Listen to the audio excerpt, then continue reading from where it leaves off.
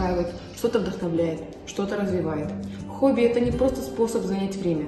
Хобби – это источник энергии и вдохновения. Сегодня мы узнаем, какие увлечения делают жизнь ярче, умнее, а главное – полезнее.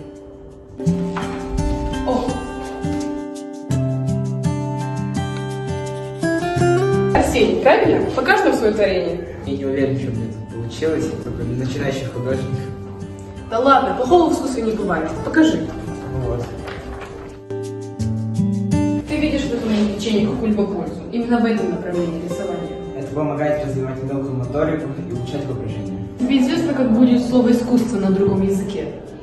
Арт. О, а вот у нас следующий посетитель. Чтение я люблю изучать древние языки, например, латинский. В этом особенность. Язык исчезает, и это значит, что я могу повлиять на его судьбу. Могу передать эти знания будущим поколениям. Польза данного хобби вполне себе очевидна. Познание неизвестных языков тоже является хобби.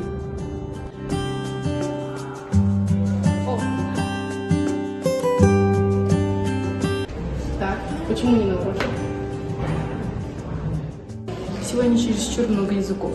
Не отошли от латинского с английским, тут еще язык жестов прибавился.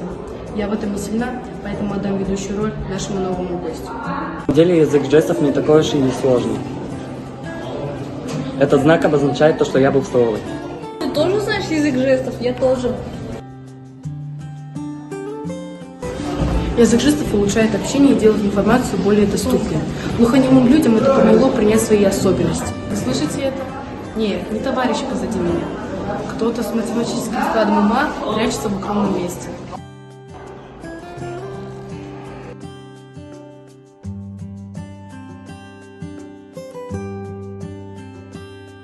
Вы очень хорошо считаете. Это и есть ваше хобби? Почти. Вы что-нибудь знаете про финансовую грамотность? Слышала такое. Это и есть мое любимое хобби – подсчет денег в силу удобства. Какой в этом толк? Зачем уделять этому делу столько времени? Уметь грамотно распоряжаться финансами и обеспечить себе хорошее будущее. Да, вы правы. Высокому интеллекту нужна точность, а мне нужен отдых.